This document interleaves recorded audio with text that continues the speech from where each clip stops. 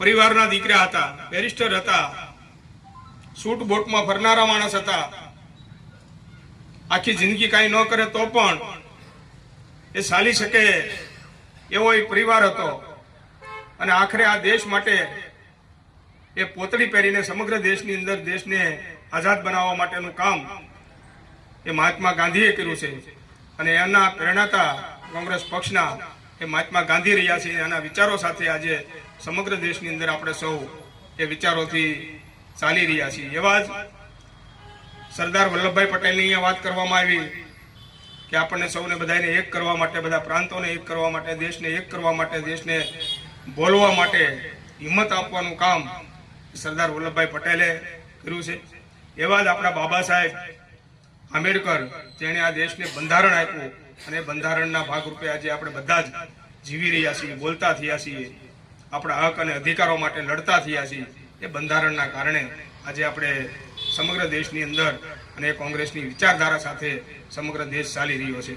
એવા જ પૂર્વ વડાપ્રધાન અને શહીદ વડાપ્રધાન અને પ્રથમ મહિલા વડાપ્રધાન એ કોંગ્રેસ પાર્ટીએ આપ્યા હતા એવા ઇન્દિરા ગાંધીને પણ આપણે આજે યાદ કરવા જોઈએ કે આ દેશની અંદર ખૂબ બલિદાન આપી અને યુવાનોને પગભર કરવાનું કામ, બહેનોને બોલવાનું કામ, શિક્ષણ આપવાનું કામ આ દેશની અંદર જો કોઈએ કર્યું હોય તો ઇન્દિરા ગાંધીએ કર્યું છે. તો આ કોંગ્રેસની વિચારધારાના લોકો આ દેશની અંદર આજે પણ આપણે સૌ ગળામાં ખેસ નાખીને, તિરંગો નાખીને ફરી રહ્યા હોઈએ તો આ મહાપુરુષોના કારણે આજે આપણે બધા જ મજબૂતાઈથી કામ કરીએ છીએ. લોકશાહી ગઈ, લોકશાહીના 70 વર્ષ કરતાં વધારે વર્ષ વહી ગયા પછી આજે પણ ક્યાંક આ દેશની અંદર સત્તા લાલચુઓ, ખોટું બોલનારા લોકો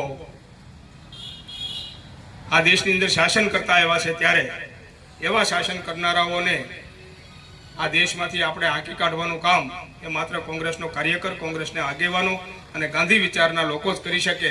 એટલે અહીંયા કોંગ્રેસ પક્ષ કેવી રીતે વધારે મજબૂત બની શકે એ દિશામાં આપણે બધા જ બરાબર રીતે આવનારા દિવસોની અંદર કામ કરીએ. ફરીથી આઝાદીની લડત લડવાનું કામ એ આપણા ભાગે આવ્યું છે.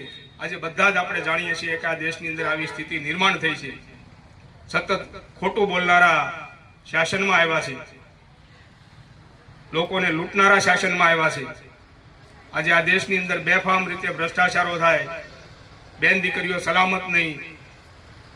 આપણે બધા જ જોઈએ છીએ કે રોજ ટીવી, ચાંપા ને મોબાઈલના માધ્યમથી જોઈ રહ્યા છીએ કે આ દેશની